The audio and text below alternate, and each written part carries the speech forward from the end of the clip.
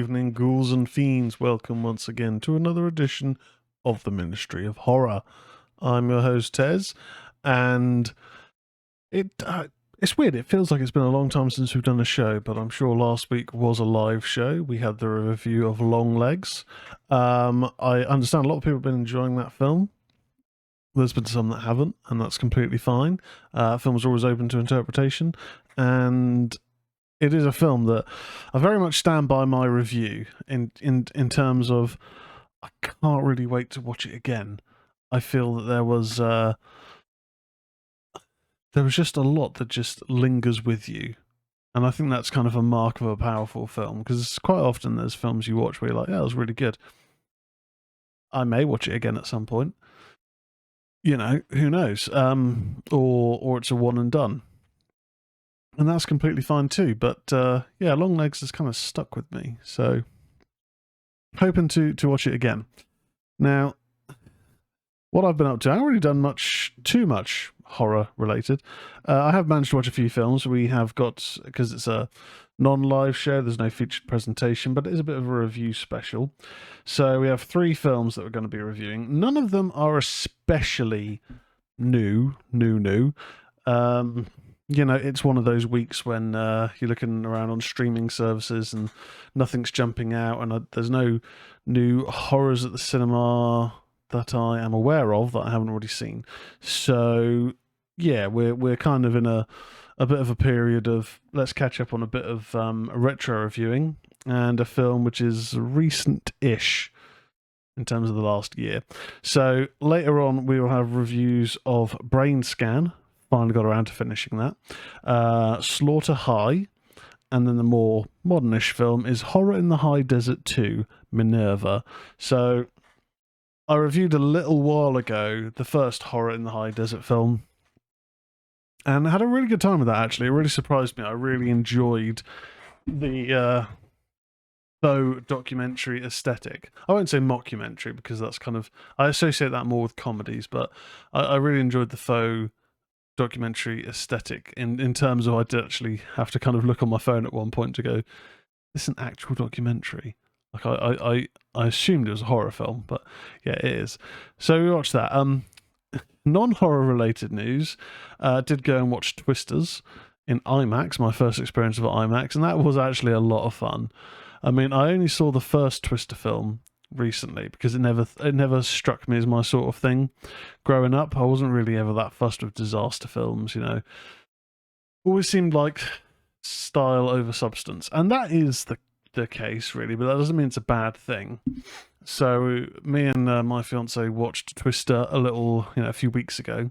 Had a great time and went to watch Twisters, and I'm not going to be reviewing it for the shows. There's no horror in it. It's certainly a action comedy adventure film, but that was a lot of fun. So if that's your sort of bag and you're on the fence about going to watch it, I would definitely go watch it. And if you can, watch it in IMAX, because the screen is awesome and the audio is just brilliant. It's got a great soundtrack as well.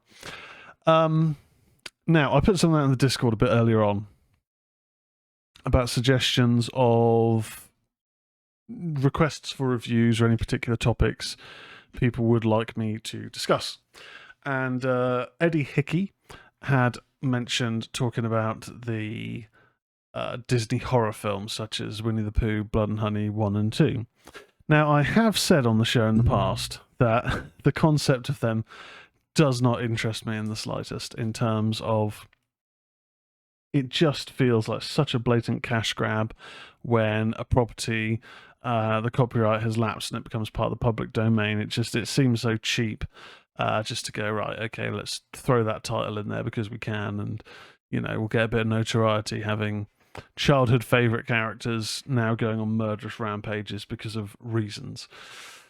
So I'd kind of said, well, you know, I don't have a lot of interest in those films, quite frankly, but I'm sure I have said in the past, if they do end up on streaming platforms that I have available to me or I subscribe to already, I'll give them a watch. I won't shut them down, you know. I will try and be open-minded.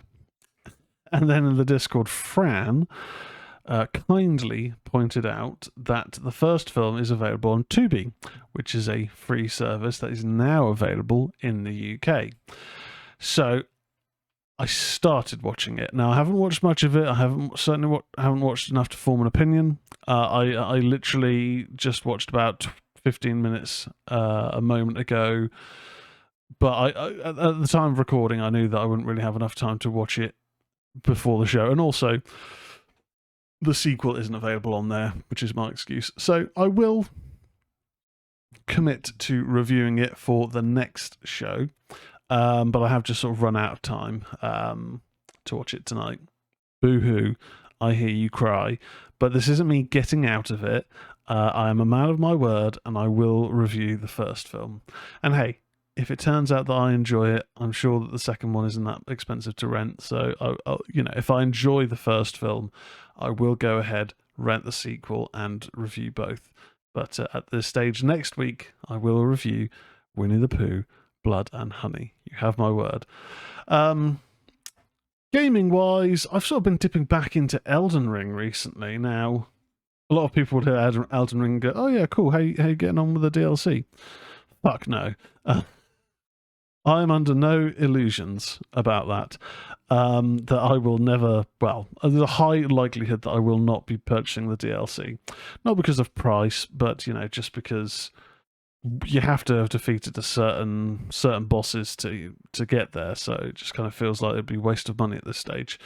I have had some very good advice, though, about my build, and that I probably need to defeat a boss which is available for me to fight, and respec my character slightly, because I've associated certain stats as just working together fine. I haven't really fully appreciated and understood focus my leveling up onto just particular stats rather than splitting them between two. So for non-video game fans out there, you might think, don't understand any of this, what you're talking about. So I'll keep that brief. But that's the main sort of thing that I've been dipping in and out of. Baldur's Gate 3, played a bit more last week, potentially doing a bit more this week, playing through that with a friend of mine, Tom. So, yeah, I haven't jumped back onto my Xbox. I haven't played on my Xbox for a couple of weeks. I work in my Ministry of Horror HQ, and so quite often once I finish work, I just don't really come back into this room for the rest of the day. But yeah, it still lies the deep, or whatever it's called. We will continue that at some point. One day I will commit to a streaming night of the week, and it might just be every fortnight as opposed to weekly, but we will get there. Anyway, I don't really think I've got any other preamble updates to do, so without further ado, it's time for the horror news.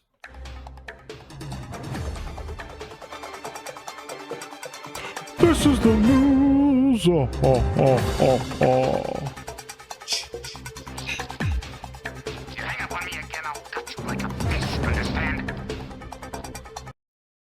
Boosh. Horror news time.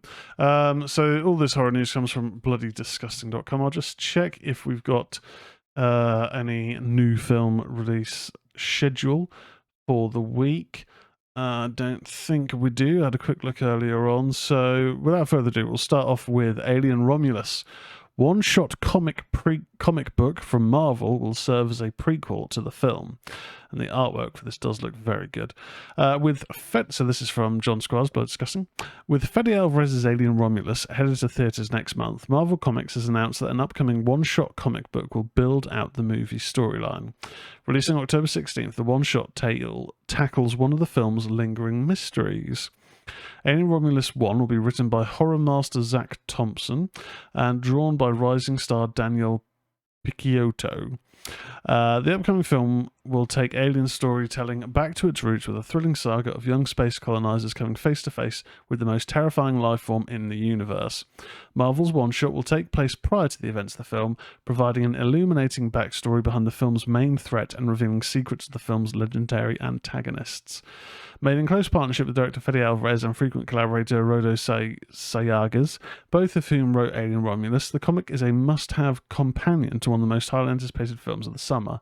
The Alien franchise is responsible for my lifelong love of body horror, so needless to say, I'm ecstatic to be contributing to a small piece to the canon, Thompson shared. Working with Fede Alvarez to craft a prequel to Alien Romulus was a genuine dream come true, and responsibility I don't take lightly. The result is a thrilling, terrifying story that slowly gestates into something wholly unpredictable. Check out the main cover by Leniel Francis Yu, along with a stunning variant cover by Bjorn Barends below, and pre-order Alien Romulus #1 at your local comic shop today. Yeah, so the artwork does look very cool for both versions of the cover art. I did used to be pretty on top of comics many years ago using Comixology. I never really got into just buying individual comics. I much prefer getting trade paperbacks just because I found you're spending £3 to £5, I mean, they're probably even more now, on like 25, 30 pages. I mean, there's probably an industry standard that's more or less than that, I don't know. And I found that it was kind of cost efficient to just get the digital versions and just a bit easier, takes up less space. But I did used to quite like getting a trade paperback. I went through a little phase recently getting back into my comics. I haven't really kept up with that. I have got a few that I need to read. I've been slowly working through House of X, Powers of X, I think it's called, and I do have Devil's Reign, and I do have the collection I got like last year of Year Zero, the DC collection. So, and I think I've got a few other horror books that I haven't got around to, but I've just been reading a lot of books recently. So finally started You Like It Darker, the Stephen King collection that came out a couple of months ago. Anyway, I will be looking out for this because it does look pretty interesting. I'll probably wait to watch the film first, and I think the film comes out next month. So, well, there we go. This doesn't come out till October, but if I enjoy the film, which I hope I will definitely try to keep an eye out for this. Hopefully there'll be some news reminders when it is coming out, because I will have forgotten by then. But yeah, it looks pretty cool. Very hyped for Alien Romulus. Now, next up, Brad Miska writes, Terrifier 3 teaser trailer. Preview Art the Clown's Christmas Massacre right now. Christmas comes early, and Damien Leone's slasher sequel, Terrifier 3 from Bloody Disgusting and Cineverse, which brings Art the Clown exclusively back to theatres on October 11th. With the San Diego Comic-Con about to kick off, we're unleashing the very first teaser trailer from Terrifier 3 that offers a bite-sized sampling of the Christmas-themed carnage erupting on screen this Halloween season, including Art the Clown rocking a chainsaw and making bloody snow angels, Sienna's triumphant return, and Victoria looking nastier than ever. Preview the epic holiday horror sequel below, which Leone promises will be the goriest film in the franchise to date. If you've seen the previous two, well, that's saying something. Watch the teaser trailer below on their site and find a brand new poster art underneath. The poster art is insane. It's just disgusting.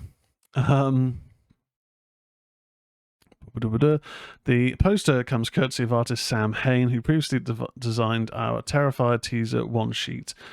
So we've talked about who's in the film and so on and so forth previously. But interestingly enough, Terrifier 3 was named by USA Today as one of the top 10 most anticipated horror films of the year. Following the theatrical run, Cineverse plans to release the film across all platforms, including its Screenbox horror streaming service, which we don't get in the UK. Boo. Terrifier is also bleeding into other areas, including t-shirts, Halloween decorations, podcasts, and novelizations. Stay tuned for more.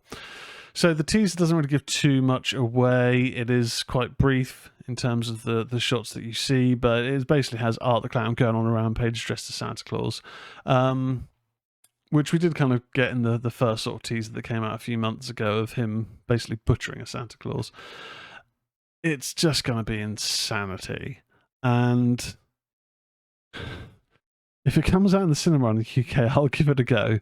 I mean, I've seen Terrifier 2 a couple of times now, and each time it still makes me squirm because it's vile, but it's pretty entertaining. I hope, though, I do hope Terrifier 3 is under 2 hours. I think my only complaint for Terrifier 2, and I don't mind the over-the-top nasty gore in it, is it was a bit long. For a horror film, a slasher film especially, it was a bit long. Didn't need to be that long. Shave a bit down. Keep this under 2 hours, and everything's cool. It's all good. It'll have my endorsement, whatever that means. Next up, NECA turns classic Universal Monsters Burger King toys into deluxe action figures. John Squires writer. Remember when Burger King offered up toys of the classic Universal Monsters back in the 1990s? Those retro kids' meal toys are getting a big-time modern-day upgrade from NECA. A NECA store exclusive, all 4 of the figures, which faithfully recreate those Burger King toys, are housed together in the Universal Monsters Crypt Club action figure 4-pack. NECA previews: unleash some terror with NECA's Crypt Club set. This spooky action figure 4-pack pays homage to classic fast food toys with the world-famous Universal Monsters. The 7-inch scale figures include horror movie icons Dracula, the Wolfman, Frankenstein's monster, and the creature from the Black Lagoon. Dracula has a cloth cape and comes with a hinged, embossed Dracula coffin inspired by an iconic kids' meal toy from the 90s. Packaged in an exclusive box evoking those fast food toy displays we all know and love. You can pre-order the 4-pack for $149. They'll begin shipping in October. Check out the 4 Burger King remake figures below, which will not be sold separately. Now, I can't remember the Burger King figures. It might have been more of a US thing than the UK. I'm looking at the figures. I am not seeing $150 worth. Now, I'm not a figure collector at all. I've got 2, I believe they're NECA figures, one of which is Gunnar Hansen's Leatherface from the original Texas Chainsaw Massacre. It's kept in its box. Another is Tim Curry's Pennywise, and that's kept in its box. It has come out of its box because I was just curious, but that's been kept in its box. And those have nice detail, but individually they were. I think I got the It one when I was in Florida, and that was probably about $30. The Texas Chainsaw Massacre one, I think it was like £35, somewhere abouts there. Now, obviously, this is a pack of 4 figures, but like in terms of detail, I don't know how big they're going to be. I don't know if it said their scale. I don't see $150. I think that's a bit rich. Yeah. I don't know. I don't know what the market's like these days. And especially the fact that Frankenstein's monster is, I'm assuming, glow in the dark. Is all this kind of like translucent green. I don't know. Not impressed, I'm going to be honest. Not impressed. But if you're a figure fan and fan of the classic Universal Monsters, give it a go. I have recently found that I've wanted to watch those old school classic black and white films. I need to double check my collection because I have a feeling I've already done what I've done about 3 or 4 times before, which is had the box set, watched some of the films, had a month where I'm a bit low on funds, so I've taken it to CEX to trade in for cash. And I know that I've done that at least 2 or 3 times before and ended up buying the box back. Which isn't a big deal because it's quite inexpensive for the Blu-rays. But I did have that feeling again the other day where I thought, I'd quite like to watch the original Frankenstein or, Creature from the Black Lagoon. But, yeah, I'm pretty sure I don't own that anymore. I will double check. And if that's the case, I should just look and find them on streaming rather than spend money and then make less money back. It's ridiculous. But I'm a creature of habit. Next up, the Man in the White Van exclusive poster highlights ominous serial killer thriller. Write-ups from Megan Navarro. Relativity Media has acquired Warren Skeel's true crime serial killer thriller The Man in the White Van for a wide theatrical release on October 11th from Garrison Film and the fan-owned entertainment company Legion M. We can exclusively reveal the brand new ominous poster for the film. Based on a series of true crimes that shook the nation in the 1970s, the film captures a bone-chilling story of a young girl's unimaginable horrors and every parent's worst nightmare. The very events at the heart of this film forever cemented unmarked cargo vans as an iconic vessel of terror for young people everywhere, echoing warnings across decades to stay away from the archetype of the man in the white van. Starring Sean Austin, Ali Larter, Madison Wolfe, Breck Bassinger, Gavin Warren, and Sky Jackson, the man in the white van delves into a harrowing experiences of Annie Williams, a spirited family girl whose carefree existence is turned upside down when she finds herself stalked by an ominous man in a white van. Prone to exaggeration, her parents' disbelief in her tales of being followed leads to a terrifying Halloween nightmare. Okay, this sounds pretty cool. A thriller based on a true story with a pretty good cast. Sign me up. I think that sounds pretty cool. I'm definitely going to have to keep an eye out for a trailer when that drops. And true crime serial killer thrillers are generally pretty damn good. I mean, we've mentioned before on the show, I do enjoy a good thriller, and we don't get that many of them. I would certainly put Longlegs down as a thriller more so than a horror. It's certainly quite an unconventional film. It does have horror elements, satanic elements, but I would kind of label it more as a thriller. But yeah, this sounds pretty cool. I'm not familiar with Warren Skeels. I don't know if this is his debut. I didn't notice that anywhere, but yeah, good cast. Sounds pretty cool. Right, I've got a few more things to go through. Shudder and IFC Films date Azrael, starring Samara Weaving for September. John Squire's write-up. Samara Weaving of Ready or Not and Scream 6 leads the cast of the upcoming Azrael from writer Simon Barrett, who did The Guest and You're Next, which now has a release date. Deadline reports this morning that IFC Films and Shudder have scooped up the film's North American rights with a theatrical release from IFC set for September 27th, 2024. Azrael is expected to debut on Shudder later in the year. The high-concept action horror film from Republic Pictures stars Samara Weaving and was directed by E.L. Katz, from an original script by Simon Barrett. In a world in which no one speaks, a devout family-led community, female-led community I should say, hunts down a young woman, Weaving, who has escaped her imprisonment. Recaptured by its ruthless leaders, Azrael is to be sacrificed to pacify an ancient evil that resides deep within the surrounding wilderness. Yet she will stop at nothing to ensure her own freedom and survival. From the seeds of this gritty, relentless parable of sacrifice and salvation comes an immersive, real-time action horror tale. Azrael is a chilling, heart-pounding experience that will grab at your senses start to finish, said Shudder's Emily Gatto. We are thrilled to work with these bold and innovative filmmakers to bring E.L. Katz's distinct vision to theatres and to Shudder later this year. I mean, E.L. Katz, it says, worked on Channel Zero, which I'm a big fan of, The Haunting of Bly Manor, which was pretty good. Cheap Thrills. Does that sound familiar? I'm not sure. And Simon Barrett, The Guest and You're Next, also Godzilla X Kong, which I haven't seen, but The Guest and You're Next are pretty good. And Samara Weaving is very good. So this another film that has all the hallmarks, all the potential to be pretty darn rootin' good. Whether the execution matches the potential, I'll have to wait and see. There's no trailer currently showing on sites. I don't know if that's been released yet. Normally, if one is available, it will be as part of the write-up, but I have to assume we don't have a trailer just yet. So next up, Shark Warning trailer. The Asylum's next shark attack movie arrives this month. John Squire's write-up. From the writer of Shark Side of the Moon comes The Asylum's Shark Warning, which is first swimming to limited theatres on July 26th before arriving on VOD outlets on July 30th. In Shark Warning, after 20 years, a man returns to the town where his brother was killed by a shark, but when it resurfaces and kills again, the man decides to hunt down the predator.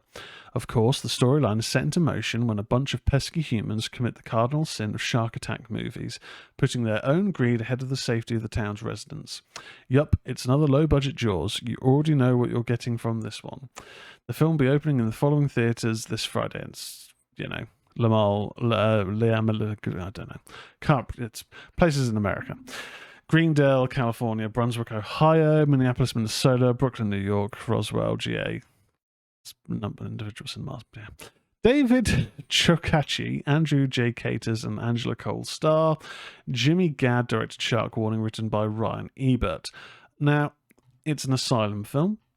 I don't know if that is still the mark of awful that it has kind of been forever. Maybe things have changed, but normally Asylum's just kind of known as cheap cash grabs of more famous films. Knockoffs, basically. Who knows? Maybe they've turned things around and I've just not been aware, but I'm not going to hold my breath on that one. And then finally, A24 announces horror movie Alter, starring Carl McLachlan. John Squires writer.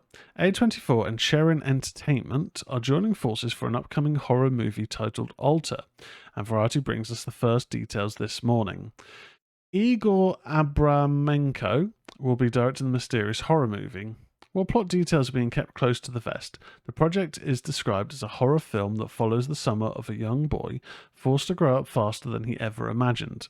The cast includes Lily Collias, January Jones, David Krumholtz, Carl McLachlan, and newcomer Hudson Bailing. Will Sudik of Westworld wrote Alter, based on a short story by Philip Fracassi.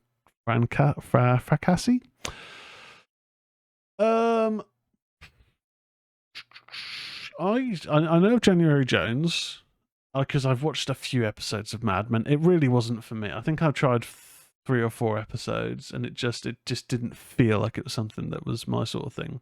Not familiar with Lily Collias.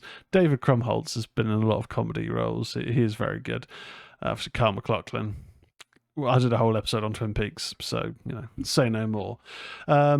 He's in Fallout, and I haven't got around to watching it. I've watched the opening 20 minutes of the first episode. Thought it was pretty good.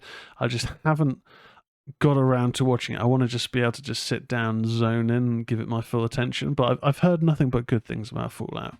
In terms of the director who directed Sputnik, I have heard Sputnik's going to be pretty good. I haven't watched it myself. I can't comment. But it's A24. A24 generally has, a bit of an air of prestige about it, or quality, in the least. So definitely one to look out for. Right, we have breezed through that. That's the end of the horror news.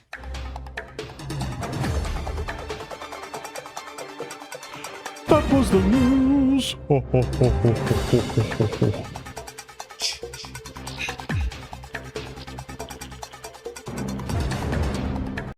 There we go. Bosh. Let's not play around. Let's keep things moving. So a little while ago, I talked about getting a retro film review in, and I'd run out of time. I tried watching this film prior to going live, maybe? I think it was a live show week, and I just ran out of time. I didn't manage to get it finished. But many weeks later, it seems, I have finally gotten around to it. And I have watched the science fiction slasher from 1994, Brainscan, directed by John Flynn and written by Andrew Kevin Walker. The film stars Edward Furlong, Frank Langella, Amy Hargreaves, Jamie Marsh, and T. Ryder Smith. Soundtrack composed by George S. Clinton. So, this is an odd one. As per the reviews generally, I will read a bit about the plot, try not to go too much into spoilers, talk about the highs, lows, and what my score is out of 10. So, after a car accident killed his mother and permanently injured his leg, which doesn't really feature that much in the story, teenager Michael Brower lives an isolated existence in his absent father's mansion. He spends his spare time watching his neighbour and crush, Kimberly. He's not just watching her, he takes a lot of pictures, which is quite creepy. A horror films and video games fan, Michael's only friend is a similar-minded misfit named Kyle. They are members of the school's horror club, which draws the principal's ire. After Kyle tells him about a new ultra-realistic game called Brainscan, Michael mail orders the first disc. The game warns Michael that the experience is similar to hypnotic suggestions. Trickster, the game's host, greets him and encourages him to act like a psychopathic murderer. For the first mission, he murders a stranger, taking a foot as a trophy. Michael wakes up shocked and thrilled by the experience. However, he is horrified to discover the exact same murder happened in the real world, down to the victim's details. Okay, so I don't remember anything really about his injured leg. I barely remember him hobbling at all in the film. But Michael is played by Edward Furlong, He's doing a he's doing a decent role in this.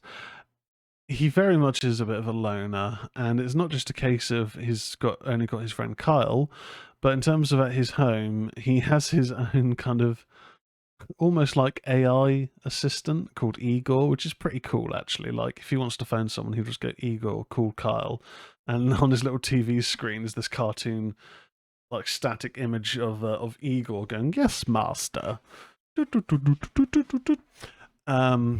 And he gets this game, and it basically it kind of transports him into like on his like monitor and into like a first person view of voyeuristically walking around this person's house before beginning to stab them to death.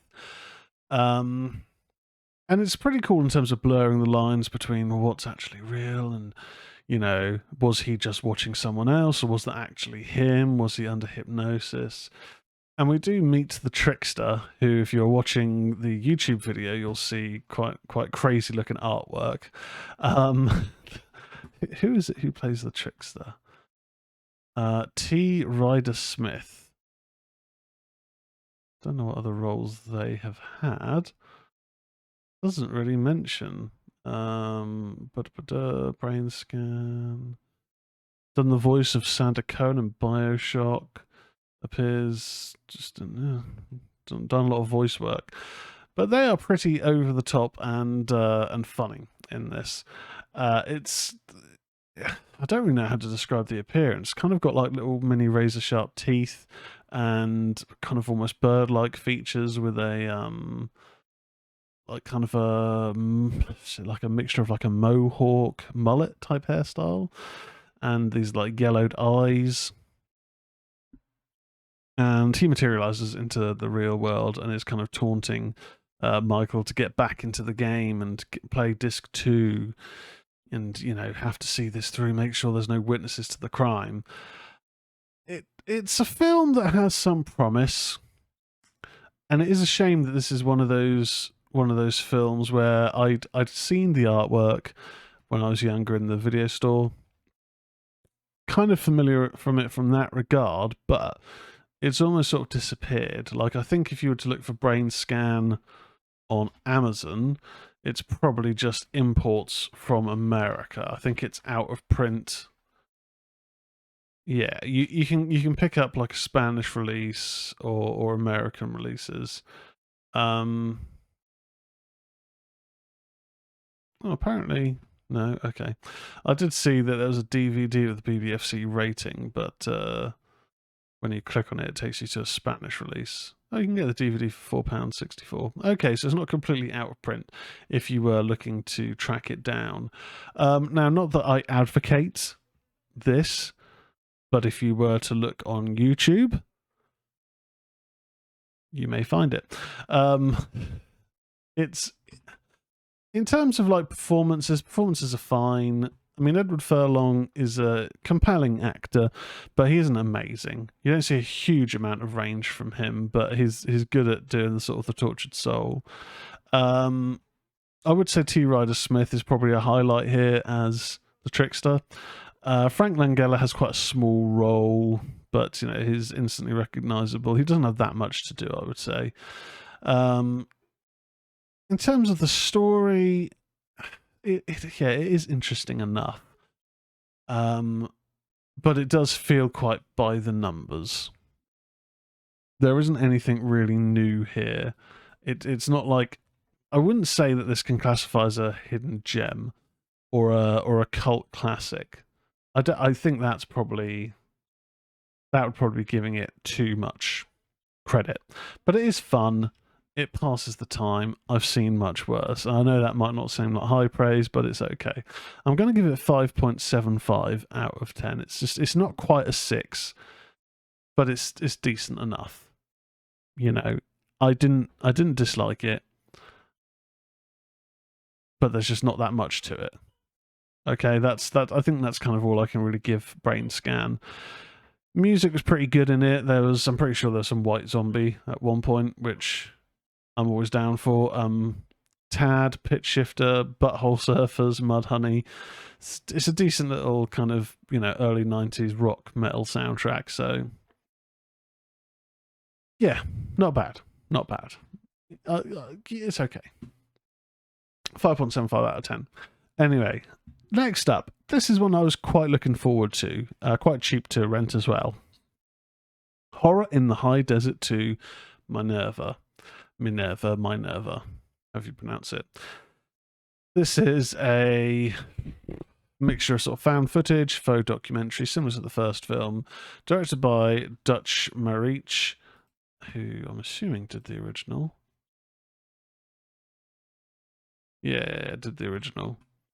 And a few other things. Written and directed by Dutch Marich, starring Laura Felix Bass, Susie Block, Brooke Bradshaw. It's a 2018, set in 2018. It's a 2023 film. Here's the blurb. In 2018, a string of tragedies unfolded in northeastern Nevada. A woman was found dead and another would vanish along the same stretch of remote highway. Could these events be linked to the 2017 disappearance of outdoorsman Gary Hinge? So this does connect with the first film in regards to the disappearance. That is the crux of that film. Nothing is resolved in that. We don't get an appearance of Gary Hinge, which may be a bit spoiler, but I thought I'd just jump in there straight away to say, whilst this follows some characters, it's very much living in a world where that case had made national news, and then since that point there have been other instances of disappearances, of a woman found murdered. A bit more history of that area, a little bit more insight potentially into those near to the cabin from the end of the first film. Now, whilst the first film was incredibly compelling in building up the mystery of what happened to Gary Hinge through documentary and seeing little snippets of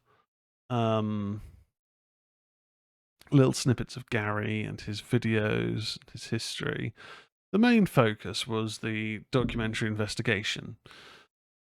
Now, that kind of brings me to the first kind of, I guess, negative, I would say, with Horror in the High Desert 2.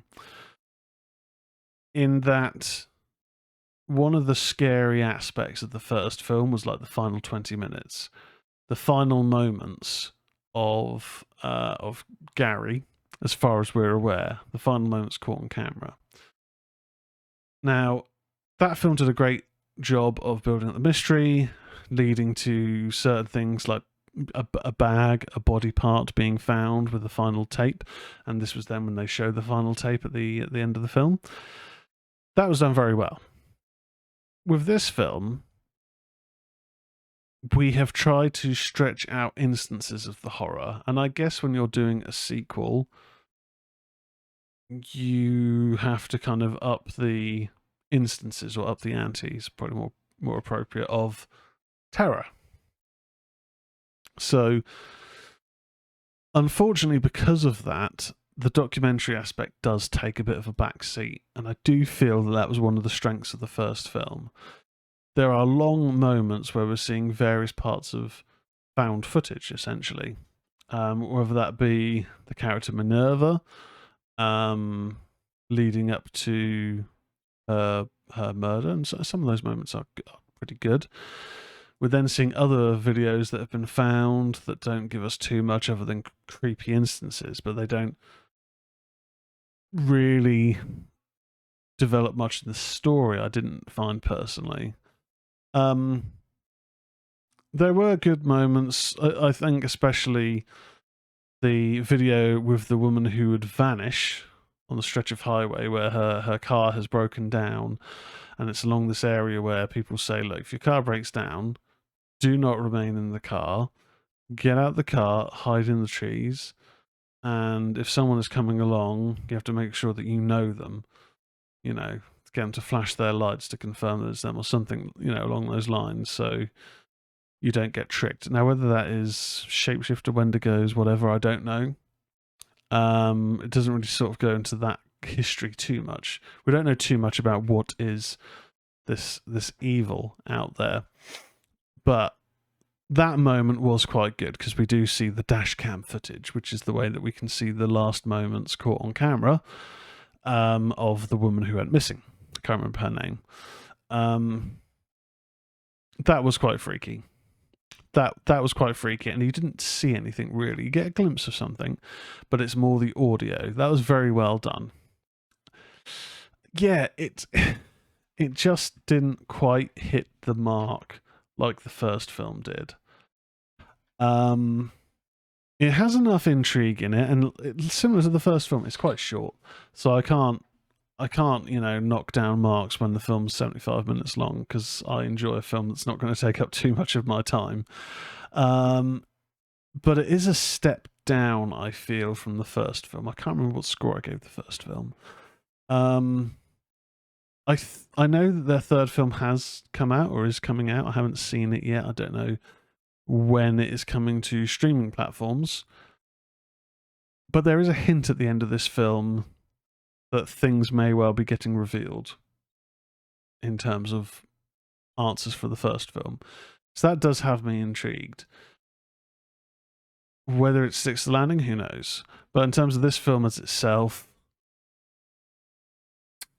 I feel not focusing predominantly on the documentary aspect was a mistake, because that was a real strength of the first film. I'm going to give it 6.5 out of 10.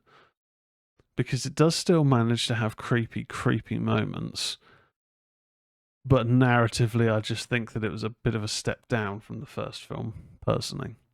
Horror in the High Desert 2, 6.5 out of 10.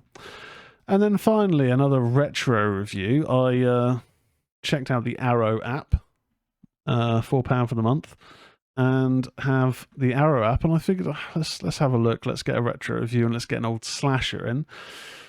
But let's make it a first-time watch. And I ended up finding Slaughter High, which I believe is also called April Fool's Day. And, I mean, that was a working title, but the copy on the Arrow player opens saying April Fool's Day. It's a 1986 slasher film written and directed by George Dugdale, Mark Ezra, and Peter Litton, starring Caroline Munro, I did not recognise her, Simon Scudamore, Carmine Lanacone, Donna Yeager, and Sally Cross. An international co-production between the United States and the United Kingdom. The film follows a group of adults responsible for a prank gone wrong on April Fool's Day, who are invited to a reunion at their defunct high school where a masked killer awaits them. So, as per usual, let's have a little chat about the plot. High school outcast Marty Ratson is seduced by popular girl Carol in the women's locker room. This is revealed as a prank as several students appear and mock Marty's naked body. Led by troublemaker Skip, the students physically abuse Marty before the coach intervenes. Later, two of the students feign remorse and offer Marty marijuana laced with something to make him sick. Skip messes with Marty's science project, accidentally setting off a chain of events which end with Marty being doused with nitric acid. Marty is left disfigured. Carol meets Skip and the others at their high school reunion 10 years later. They find they were the only ones invited, with the school long vacant and in disrepair. They decide to break in and party, and unbeknownst to them, the school's caretaker is killed by a man wearing a jester hat and an old man mask, the same one Skip wore during the shower prank. Soon, the friends begin dying in a variety of ways. Ted's stomach explodes upon drinking an acid-laced beer. Shirley is melted with acid while taking a bath. Carl's impaled while trying to escape in a car. So, yeah, okay, so on and so forth. It just jumps into basically all the deaths there. So, the first thing to say about Slaughter High is the music is... I don't know what I would say this music is reminiscent of. I think it made me think of Pieces, but it might not necessarily have been Pieces. Just like there's another film of this era, which was kind of like the first kind of horror spoof film or slasher spoof film, long before Scary Movie, and that had this just mad music throughout. And the theme in Slaughter High is just really weird, but you can't help but kind of smile. It's strange. I don't know how else to describe it, but it's just this weird plinky plonky synthy odd job music. Very, very strange. In terms of performances, it's your typical 80s slasher. Like, no one necessarily stands out as good, but it's not like terrible. It's not like, I've seen much worse. It's not like an asylum film. The effects are pretty decent. When the science project goes wrong and Marty is not only covered in acid but also burnt, that is pretty good. That is pretty well done. Like, that does look horrendous. The kills, the kills are okay. I don't feel that this had a huge budget. The budget was 2.1 million. Don't know what that would be in today's money, adjusted for inflation, but I suppose back then for a slasher, especially a co-production with the UK, that's probably a decent amount for a film. But yeah, the effects aren't anything to write home about, I would say. It's a couple of inventive kills, but nothing too crazy. I do like the appearance of the jester hat, especially in some of the silhouettes when he's chasing characters around the school, or the now defunct school. You get some interesting stalk and slash moments there, which I do think are always pretty good. It's one of the best things with a slasher is those stalking moments are always, if they're done well, and I always go back to I suppose Dress to Kill, then they can be incredibly effective.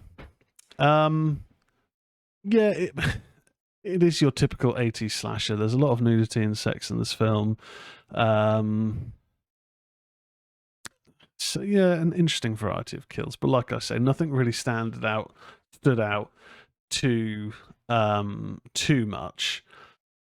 I think probably the main thing I think for this is probably the finale. It's got a bit of a fake out ending. I won't say too much in case you haven't seen the film and you fancy watching it, but it does have a fake out ending, which kind of reveal what is really going on. I think that was pretty well done. It's almost worth watching just for that alone. Yeah, I mean, that being said, for a lesser known, I suppose, slasher film, it's not terrible. I feel that's kind of been the theme with today's reviews. They're not bad, they're not terrible, but they're not great. Now a few of the retro films, the retro slashers I've reviewed have got 7 and 8 out of 10 because they've been pretty good. I mean, Pieces I know was one of them, and that was really, really good. This is a bit of a mark below this. I'm going to give a 6 out of 10. It's entertaining. It's just there's not much to it. There's not particular kills that will stand out against other ones. The music is a bit weird, but the music is probably one of the highlights because it's just so strange. But I feel like a 6 out of 10 is pretty fair for Slaughter High. There's not really anything too bad about it. It's fine. It's fine. It does its job. And that brings us to the end of another edition of the Ministry of Horror. We will be back next week on twitch.tv/Tezz for a live show. So hopefully I'll have some sort of featured presentation, whether I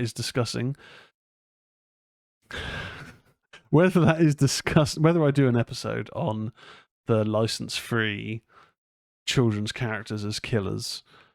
I know that there is a Grinch horror film out there. I think that might be on Tubi or Prime. I will review Winnie the Pooh, Blood and Honey 1, maybe 2. We'll get to them. I don't know.